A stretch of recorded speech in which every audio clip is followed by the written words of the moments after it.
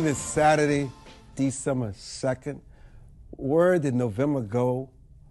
Where did October go? Where did the year go?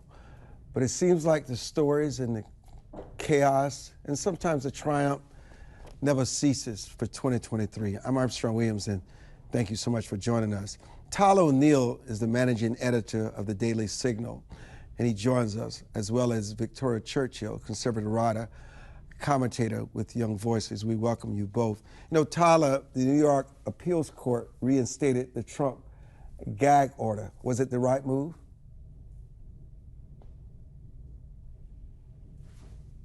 Not only do we have a situation where a former president of the United States who is trying to defend himself in court is being gagged from speaking, but he's also a candidate, the leading candidate for president in the Republican primary field right now, and if some polls are to be believed, the leading candidate for the general election as well. So this is a situation where any American should be able to defend themselves in court, and any American should be able to run for office and speak freely. So the Circuit Court of Appeals ruling was unjustified and politically? It was a political decision? Yeah, well, I think it's both in terms of protecting yourself when you face charges like this, and former President Trump is a political candidate right now for office. And so this ruling cannot be separated from the fact that he is a candidate on the biggest stage in our politics. You know, the blood from every terror attack that occurs against Jews going forward, many believe will be on the hands of the Biden administration as they continue to promote this two-state solution. You know, there are many who believe that Hamas seeks to absolutely annihilate Israel, and they want a one-state solution, a solution which sees Israel burn into the ground, and they don't feel you should negotiate with terrorists. Your thoughts on this two-state solution and the fact that now that they're releasing hostages, Israel has delayed its scorched earth attacks on Gaza? Yeah, well, what we're seeing here is a delay in the response to a horrific terrorist attack. And we have to see it in those terms, because what happened on October 7th was beyond the pale. I mean, this was the worst pogrom against the Jewish people since the Holocaust, and that's not an exaggeration. We had women raped. We had women and children taken hostage. We had Americans. A 4-year-old American girl saw the tragic deaths, the slaughtering of her mother and father before her eyes. And then she was taken hostage and only later released. So, it's great that she finally got released. But ultimately what happened here was a terrorist attack against Israel on a level we haven't seen, a terrorist attack we haven't seen since 9/11, a terrorist attack this bad. But at the same time, this and Hamas leaders have been clear. They plan to carry out similar attacks in the future. They say they'll do it again. Well, how many innocent Palestinians need to die with Israel's scorched earth approach before enough is enough, Tyler? I mean, ideally zero. I'm on the side of the IDF where they're warning all these people to get out. I want to see every single peaceful, truly civilian Palestinian safe. And I think the IDF is taking steps in that action. Unfortunately, what we've seen from Hamas is the constant desire to use these people as human shields. So, yes, Israel's natural response to the October 7th pogrom has resulted in the deaths of Palestinian civilians. That's tragic. Guess who's morally responsible for that? The very people with Hamas who are killing people who are trying to flee, who are telling people to stay, who deliberately station their military placements by hospitals underneath civilian populations. This is, when we talk about who's responsible here, let's be absolutely clear. The IDF holds itself to standards that are, frankly, the highest, I think, in history, where they'll warn ahead of attacks, where they'll try to get people out of there. And this is a war. That's not always going to be possible. They still have to prevent another October 7th attack. That's what all of this is about. And so Israel has two very difficult things to balance here, and they do a, frankly, superb job in trying to protect these civilians who we all want to survive. But it's Hamas who keeps putting them in harm's way. And Israel has to respond to Hamas because of what happened on October 7th. They're responding, Tyler. We get that. There's no question. Victoria Churchill is joining our conversation now. The Koch brothers have endorsed Nikki Haley. The financial establishment is endorsing Nikki Haley, from Jamie Dimon from J.P. Morgan. It seems as though that Nikki Haley's great debating skills is finally paying great dividends for her. Is she the candidate that can topple Donald Trump? Well, I believe Team Haley definitely believes so, but they have a lot of work to do to convince the American people that she is the choice. Now, dollars obviously help in that sense, so the fact that she is getting a financial backing, I would not be surprised to see a boost to her campaign from that. But I think a lot of people are a little bit skeptical of her record. I think it is a great one. It is a respectable one. But again, even as we've seen in attacks from the primary, I think she needs to get a little bit better at answering the attacks that are launched her way to really prove that she can go up against Joe Biden in the general election. Now, polling has shown that she actually would beat Biden numbers higher than former President Trump, who is currently leading the Republican field, would do. So that also does play in her favor. But again, I still think her team has a lot of work to do. They're going to be looking at early states. We are under 2 months away from the Iowa caucus in the middle of January. Then it'll be the New Hampshire first in the nation primary, and then Super Tuesday, the beginning of March. So we definitely have a lot to look forward to. And I'd also be interested to see if anybody else drops out between now and some of those contests, if they would throw their weight behind former Ambassador Haley and now, candidate. Speaking of juggernaut Donald Trump, the internet exploded this week with the possibility that he could possibly name former HUD Secretary and presidential candidate Ben Carson as his running mate. Your thoughts? I would love to see that. I think Ben Carson's got a great track record of both public service and private sector service.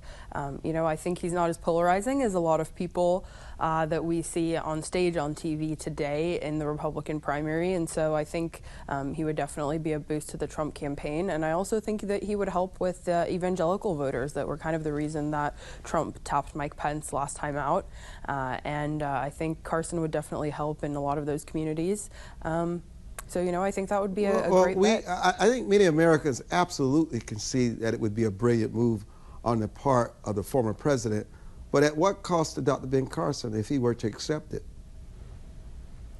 Well, I think that, it's a question that he's going to have to ask himself, maybe some top advisors that he has. But I'm asking you. Well, I think that it would probably be a win for him if he was able to ascend to the office of the vice presidency. I think he could do a great job in that role. And I think if Trump were to permit him to take Permit? Did you use the word permit? I did, yes. That's an interesting word. But go ahead. Let me Tyler, pick up from there. What would Dr. Carson get out of this? Would it be the right move for him? It's hard to say. I think ultimately that choice is between Dr. Carson, his God. And by the way, Dr. Carson has been a stalwart conservative on many important things. I think it's notable that the Southern Poverty Law Center listed him as an extremist. This was years ago. Tyler, we get all that. I'm just asking a simple question. What does Dr. Carson get out of becoming Trump's running mate? That's the question. Simple. Well, if he becomes vice president of the United States, that's quite a lot. This is a decision that Dr. Carson has to make, as I said.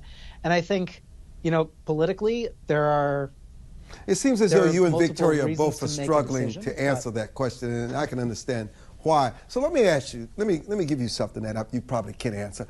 What in the world is Gavin Newsom and DeSantis getting out of a debate? Why? What are we missing here? I think this debate is really interesting because we're seeing liberal and conservative policies really being debated on a stage for the first time in a long time. Most outlets will only have conservative or liberal. Here you actually have a Democratic governor who has been, consistently attacking Ron DeSantis as almost the standard bearer. He's acting as though Ron DeSantis is the standard bearer for conservative policies in the United States as the governor of Florida. So you have these two states, opposite coasts of the country, opposite worldviews, going head to head. I think it's really interesting there. It has interesting political questions about it, like is Gavin Newsom considering entering the Democratic field at this extremely late hour in the 2024 cycle? I think the technical answer is no, but he's been making all of these moves that suggest he might be. And, I find it most interesting that he decided to debate DeSantis while DeSantis is a presidential candidate. That draws more attention to DeSantis in a primary field where a lot of attention has been focused on. Victoria, is this a Hail Mary for DeSantis? It might be. As we talked about earlier with former Ambassador Haley, she is gaining quickly in the polls, and the voters that she is picking up, to me, seem to be DeSantis supporters because his favorability has been dropping. So, he hasn't performed very well in debates against the Republican primary field. So this might be, as you mentioned, a kind of Hail Mary, because if we're looking at going past the Republican primary, we are going to actually see these issues debated on a national level. In the 2020 cycle, obviously that was during the COVID pandemic. Biden campaigned from his basement as Republican operatives, and the Trump campaign hit him on time after time after time. So the two of them really didn't actually have a chance to face off like we would see in a typical campaign season. So Tyler's absolutely right that we don't really get to see these ideas being debated day in and day out. Well, that is a very good, interesting. When we come back, we're going to talk about weaponized migration, and what I'm going to do is keep Victoria and Tyler in for another segment so they can ask questions as journalists. Because when we come back, Michael Yon, who's the author of a war analyst correspondent, and Jim Pfaff is the CEO of the American Blockchain Pact, media and political consultant. They will be joining us to talk about what's going on in America, really at our borders, weaponized migration, that and much more when we return on this edition of the Armstrong Williams Show.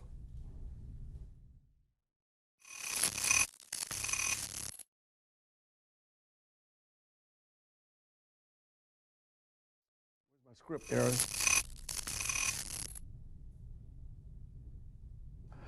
And welcome back to the broadcast. Fighting age males, think about this, are entering this country in great numbers. Just look at who is coming in. All young, fit adult males, many of which are from Venezuela, a country aligned with the terrorist organization Hezbollah. America is under siege. We just can't see it.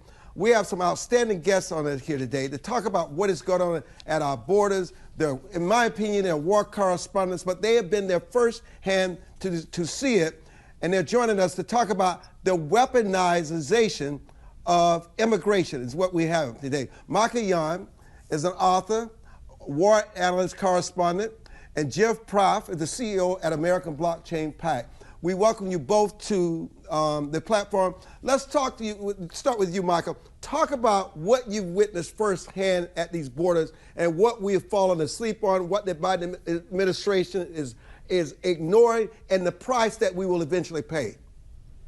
Hello, sir. I'm in Guatemala City right now, actually on the southern part of, this is the country that borders, or one of the countries that borders Mexico on the southern half. The other part is Belize. These two countries border Mexico, and they're part of the route that these aliens are using to get to the United States.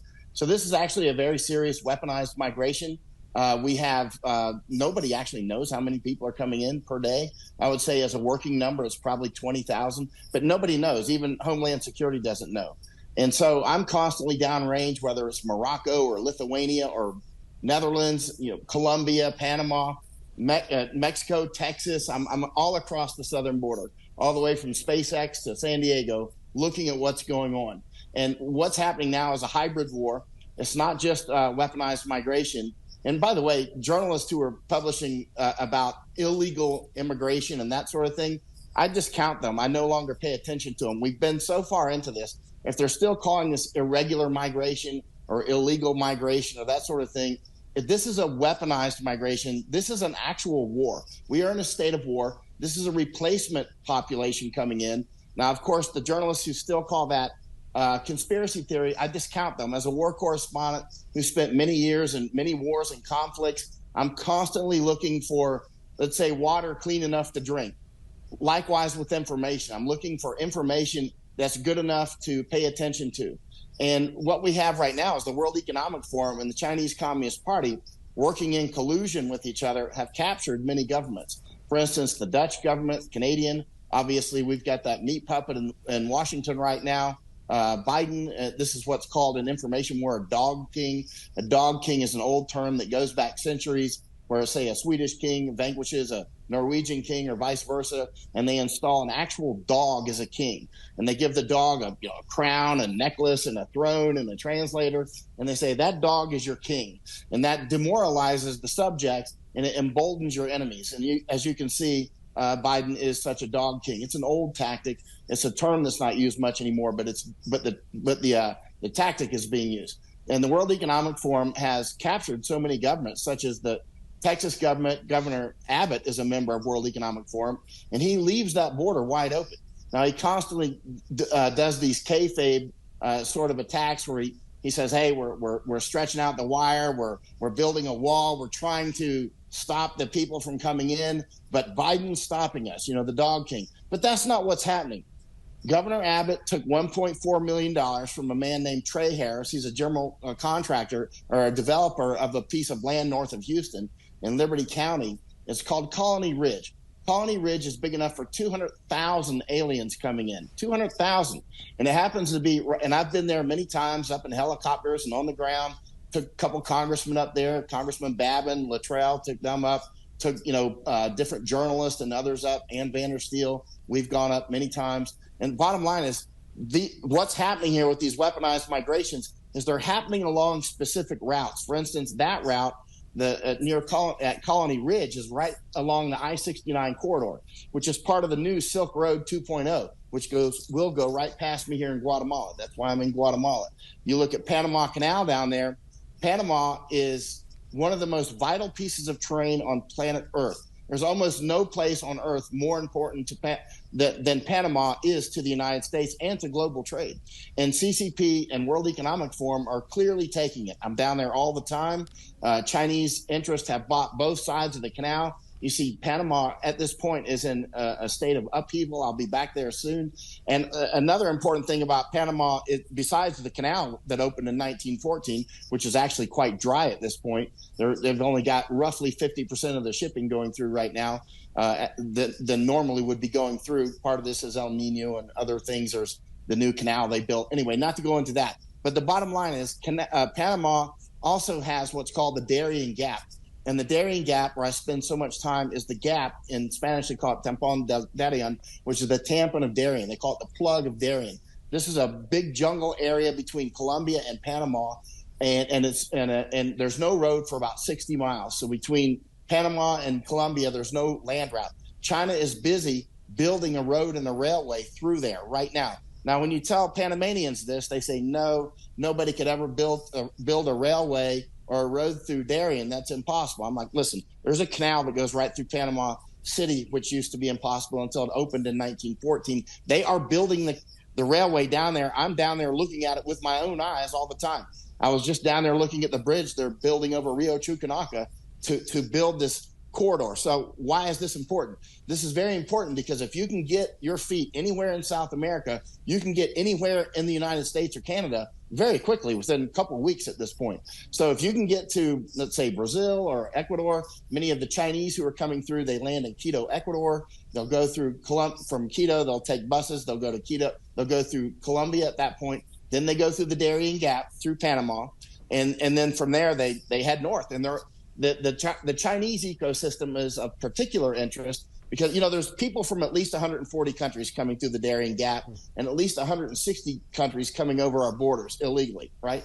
Now, the Chinese ecosystem is of specific interest. And this is very important what I'm about to tell you.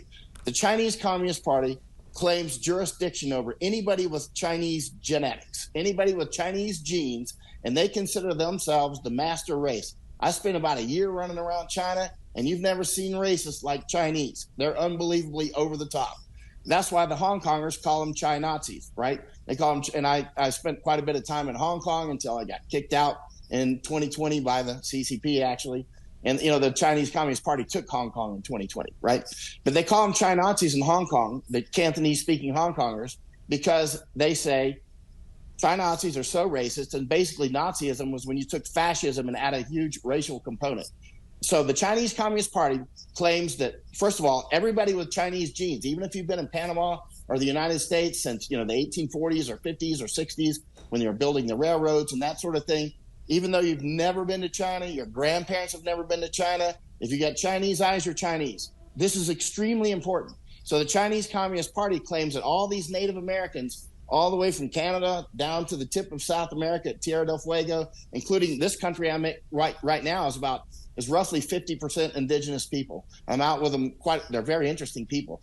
But the Chinese Communist Party is trying to persuade them that they're actually descendants of China. So next door in Honduras, Chinese archaeologists are actually digging up artifacts and saying, hey, Mayan people, we're actually related to you. And these white people from Spain and whatnot came and took your land. And so they're trying to get them riled up. For instance, the Xinca people here, which is really a non-existent people, they're trying to reinvigorate from scratch, basically, or the Ainu people in Japan. They do this all over the world. They're trying to get them riled up so that they can expel basically the occupiers that they say, so that China can come and take it, right? So that's one of the reasons that this huge weaponized migration is unfolding. And it's not just happening here. Often I'll leave Panama and fly over to Netherlands and watch the same thing happening there. The Netherlands is of specific interest, just like Panama is. The Netherlands is of specific interest because Rotterdam Harbor is there. Rotterdam Harbor is the biggest harbor in Europe. It's one of the top 10 in the world, and it's right at the mouth of the Rhine River, which is like the Mississippi of Europe, right? And the second largest harbor in Europe is Antwerp in Belgium, just south of Rotterdam. So the two biggest harbors in Europe, these arteries, are right there, and the Chinese Communist Party and World Economic Forum in collusion are working to build something called Tri-State City. Tri-State City is the three states of Netherlands, Belgium, and Germany. So they're working to build this giant smart city, actually prison city, for 30 million people, which will consist of most of Netherlands, part of Belgium, and part of Germany, and it contains those two harbors. So they're flooding those places right now with people from Afghanistan, people from all over Africa and Pakistan and whatnot. And why are they bringing in so many people from different countries? They're doing this because, first of all, nobody has critical mass. Like, for instance, there's not enough Afghans or Somalis or Pakistanis or Indians or whatever. There's not enough of them to have a critical mass to do anything. So it's divide and conquer. It's the Tower of Babel, right? And so that's what they're doing. So they're replacing us. They're replacing hardcore, Americans who have been around for a long time. And we have different groups that have quite a bit of political power, and they want to replace all of us. And you look at the Chinese Communist Party, they plan to, first of all, wipe out the white people in the United States. They're very clear about that. They say it. This is not me, using my imagination. It's me listening and using my ears. And then after that, they plan to wipe out the black Americans and everybody else. That's clearly their plan. They state it. They're flooding the United States with it. Now, we've got other interested entities there, the World Economic Forum, which would consist of people like Bill Gates and the governor of Texas. So you do believe that they are infiltrating this country with able-bodied males to do exactly what you're discussing right now? You actually believe this? They say it, sir. They say it. I mean, this isn't Look, most of the people coming in, I'm out there with them all the time. They're military-age males, most of them. You have the family units. Those are the ones that get on the TV screens and whatnot. And I see them. I see the family units every day.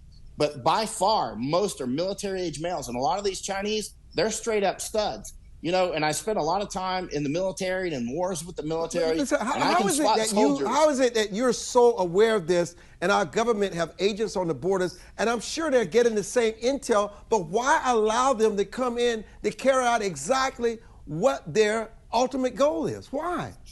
That's the question of the day, but it's actually World Economic Forum has captured our government, as has CCP. I tell you what, hold on. I got to take a break. It's fascinating listening to you, by the way, just fascinating. I was captivated. Victoria, we're going to get a chance to answer some questions here, but we got to get our other guests in this conversation. Don't go away. We'll be back.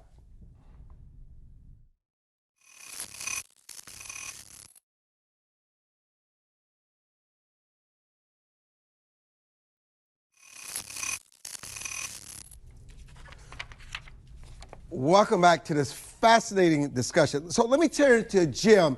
Jim, they're here.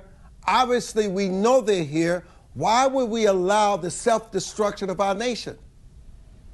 Well, it really does go back to the roots of what happened back in 1986 when Ronald Reagan accepted an immigration reform plan that actually had some teeth in it, but you still had this issue of globalization, which, by the way, I believe in global trade. I believe in building markets and networks around the world. I'm a free marketeer. But what has happened is we have had this aggressive policy to trying to build these global trade channels of forgetting what made us a great country to begin with. Like, we've had this pro-China policy since the Nixon administration, and we can't entirely negatively look upon every effort that the Nixon administration tried to do. But by the time we got into the 1980s and 90s, there was a massive attempt to try to build economic ties so strongly with a communist nation that we forgot what the consequences of that would be. You know, I have argued for many years that we do not, when we're doing these free trade deals, one, they should be unilateral trade deals, and two, it should be the same on each side of the deal. One of the big problems is we give a lot away to these countries, particularly when you talk about China and them being a communist country, where we allow them just to willy-nilly go ahead and do whatever they want to their people, and we put no demands back on them if they want to come into our markets. We have literally strengthened communist China ever since we gave them most favored nation status in 1999. It's one of the greatest travesties of American policy. Ever since then, we have turned a blind eye. Everything that Michael Yon was talking about just a moment ago, we entirely turn a blind eye to in this country. You know, we don't have members of Congress who understand that they can set immigration and trade policy. Article 1, Section 8, Clause 4 of the Constitution gives Congress the authority to set naturalization standards, and they won't do anything meaningful except to open it wide without any thought to what will actually work for this country. We do not have a pro-America policy in the American political class. Both sides of the aisle have the problem, and the administrative side of this has really gone haywire because ever since 1986, the immigration laws on the books, administration after administration, Democrat and Republican, will either ignore or neglect. And now we're in a place where it is truly, as Michael said, being weaponized against this country in the Biden administration. They are literally ignoring everything that matters. And by the way, I don't know if people know this, but our judicial system, our immigration judicial system, did not even have a computerized system until 2022. Up to 2017, people were calling for, why are we doing a paper system? Those are just the claims or problems of immigration that get to the legal aspect of it, much less all of the hundreds and hundreds of thousands, millions more that come across the border that never enter that legal system. We were doing all that on paper for 2022. So we really have no freaking clue what's going on. And politicians have known this for decades. and they refuse to even take any action that would be rational or helpful in this matter. You know, Masako, thank you for joining the conversation. Explain to us, what are the key points of interaction or conflict between the World Economic Forum's agenda and the policies of the Chinese Communist Party, and how does the dynamic between the WEF and the CCP influence global economic policies? So you're asking me about what's the relationship between the weaponized migration and World Economic Forum and CCP? Yes. Okay, if I understand your question correctly, I must say, when we look at migration issue, to begin with, we should not use the term migration issue. We have to see this as a war. We are in a war. And it is basic things that we have a strict border policy. It's the basic rule to maintain sovereign country. But what they're doing, CCP and WEF are doing, is to destabilize each country, including my country, Japan, and of course, United States. That's why I went to United States, and right after current administration was installed, I went to the southern border, America and Mexican border, and we witnessed the construction of wall has ended. So what they're doing is to open this border, and there are many good American people and American people with good heart. So they think that they're helping those people, but what they are doing is actually, there is a saying that illustrates the current situation perfectly. I quote, "The road to hell is paved with good intention." When we look at all those policies, American administration or Japanese government or WEF, what they're doing, everything sounds very nice. But when we see the consequence, it's destroying our country, destabilizing. So we should not look at the closer tree, each migrants, but we have to look broad way, so we know what is happening. So in terms of what they're doing, they are destabilizing. Both have different, CCP and WEF have different purpose, but what they want to do is to overturn the countries, overturn sovereignty. So they both need to destabilize the country. And you know, the war has long history. So this tactic has been used for many decades. You know, Victoria, I'm going to give you a chance to ask a question of Jim, because I do want to go back to Jim when we first started with him, to ask the question, why would our government allow these military age, they're not refugees anymore. They're young men who are here. They're not coming with families. They're men in their 19s, their 19s, and their 20-year-olds. They're coming here because they have a greater purpose. They have this Google tracking system where they can translate language for them. When they ask them the questions, all their answers are the same. It's well organized. You can look at their shoes. You can look at their gear. You can look at the supplies. They're not coming here because they're not worn and torn with the look of refugees. They're worn and torn with the look of someone that is on a mission. Victoria? Yes, Jim, thanks so much for joining the show today. My question for you is, would you believe that comprehensive immigration reform is a great step in the right direction to dealing with these issues? You know, I've been on Armstrong's show before talking about that the current immigration system, for example, they don't even have enough judges to process all the applications, and so there's such a backlog. Even in the data that we do have, I know you mentioned there's a lack of data, but kind of what steps would you like to see in that regard from Congress?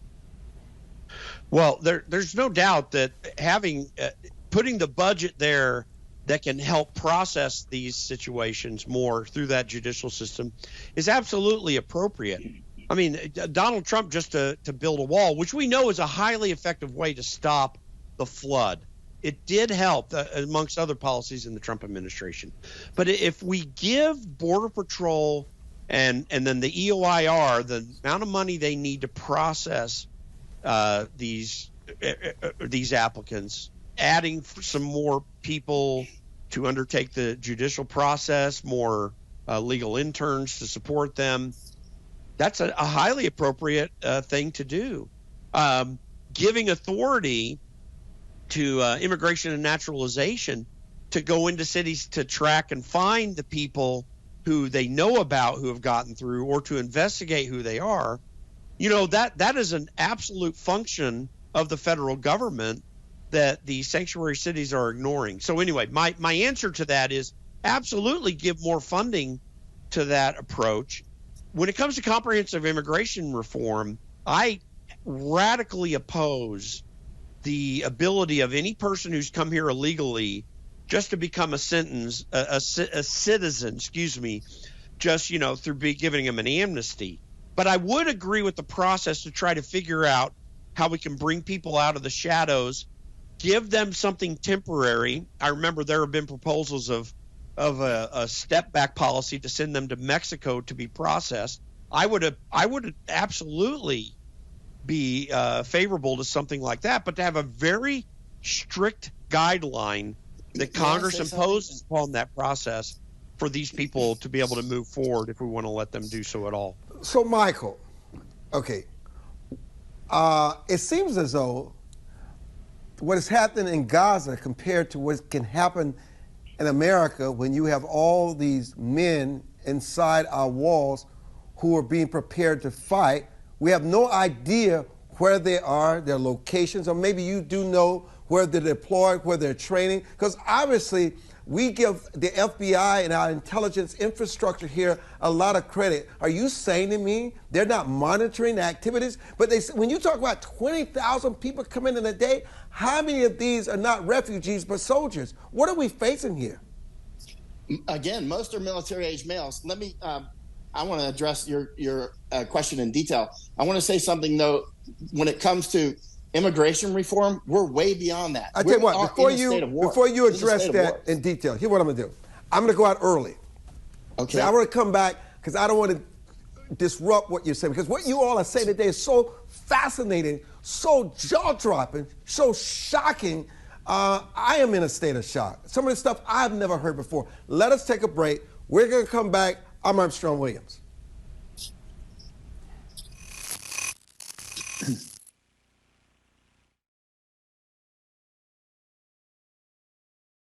If you believe every child is deserving of a quality education, please go to educationjusticefoundation.com.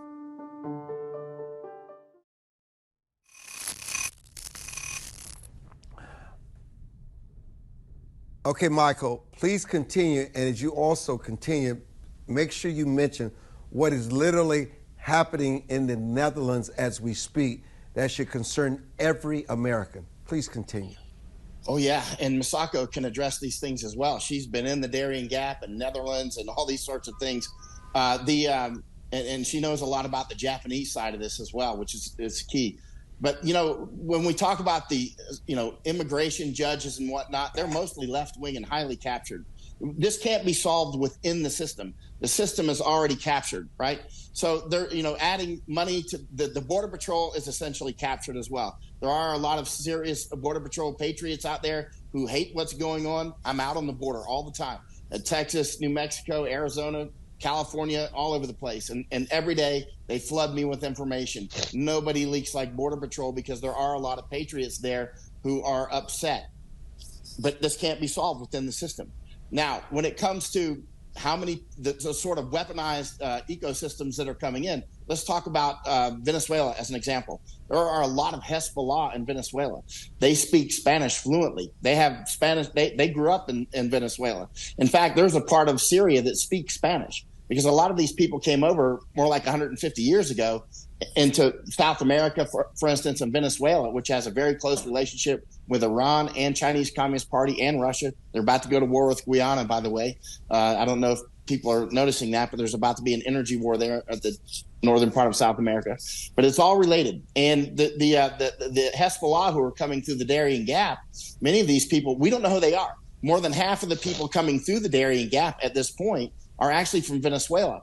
We don't know if they're Hezbollah. We don't know if they're just gangbangers or what. Some of them are clear gangbangers. You may have seen some of the video I published of, guys with tats on their faces and doing, gang, sign language and that sort of thing, talking like criminals, and they're coming right through the Darien Gap, going straight to the United States. So the weaponized migration has many forms. Some of it is just bringing in more people than you can handle.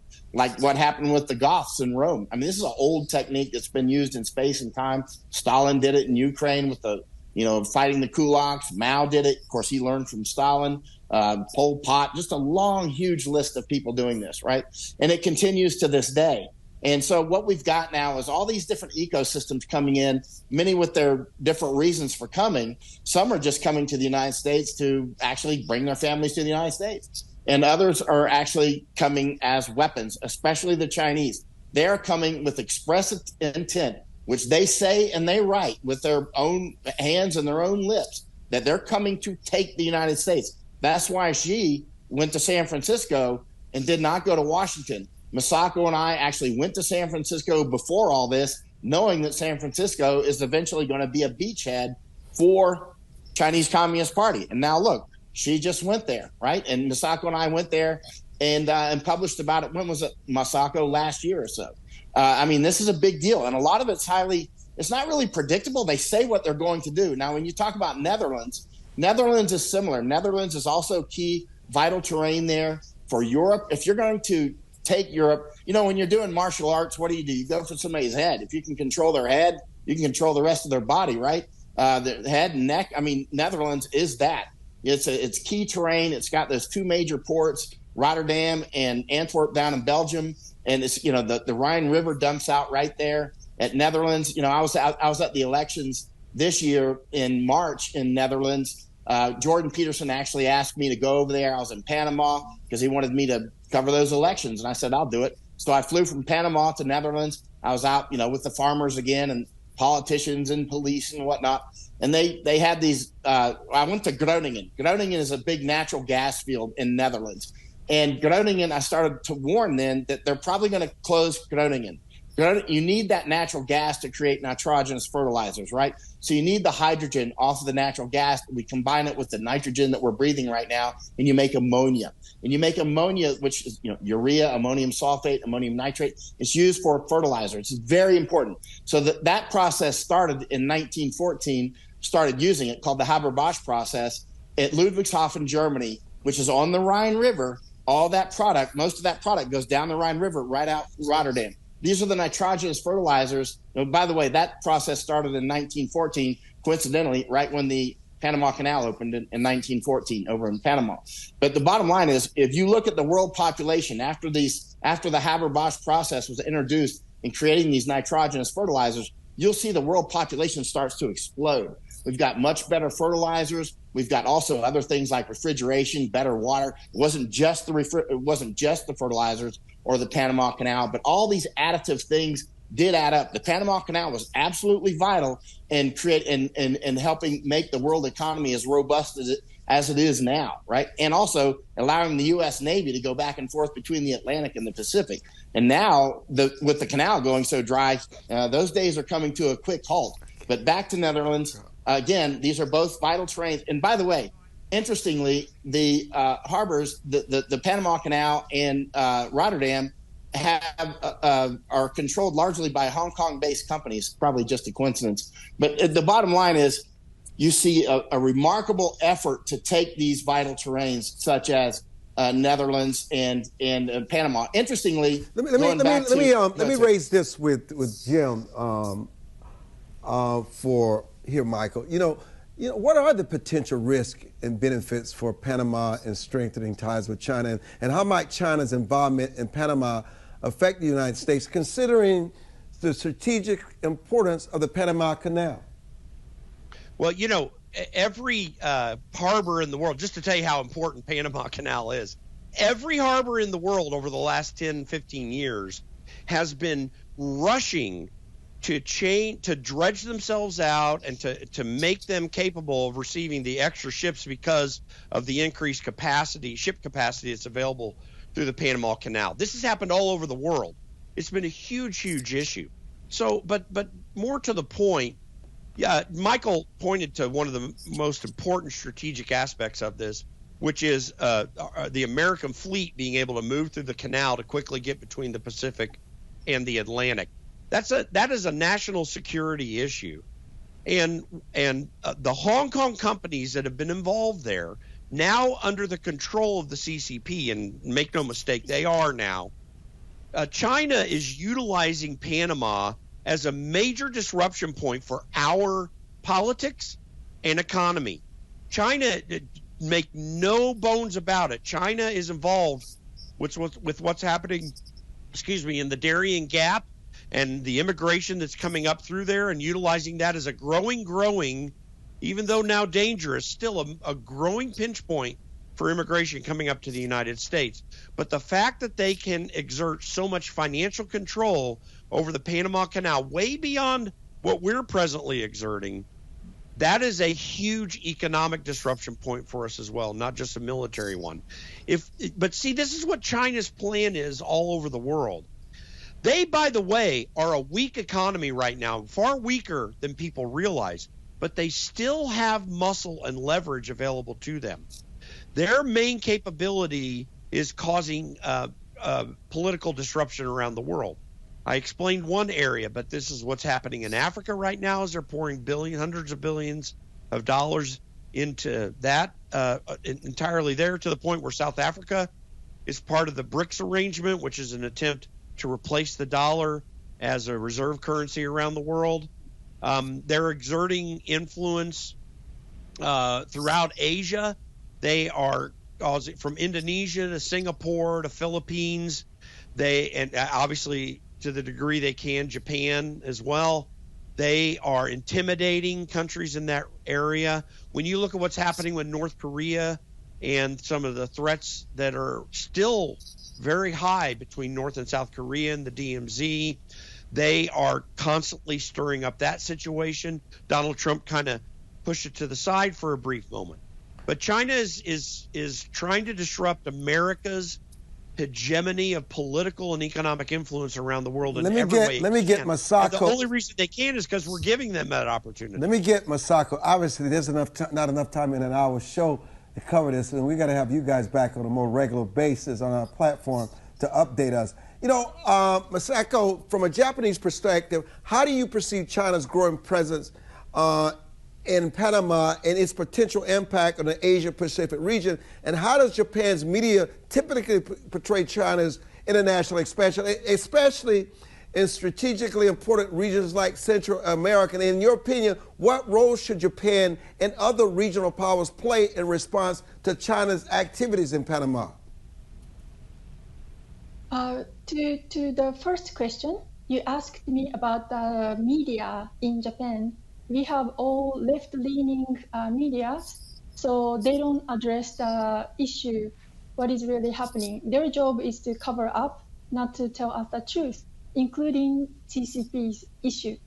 And Japan is in a very difficult situation. Because of the constitution we have, actually, we are not supposed to have military, and we are heavily dependent on American basis military. And CCP infiltrated leftists are a lot in Japan, and they are doing anti-American basis for CCP easily to invade Japan. That is one of the key subjects that I am researching, because I'm from Okinawa, Japan, southern part of Japan. And about the canal issue, many Japanese people, to begin with, many Japanese people are so brainwashed by media.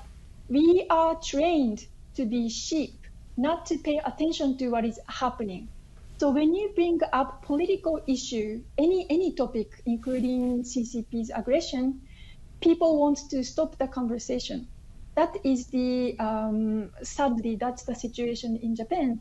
But what I'm trying to do is to wake Japanese people up, because we have to survive. And in order to survive, we have to build strong relationship with Taiwan, of course, and the United States.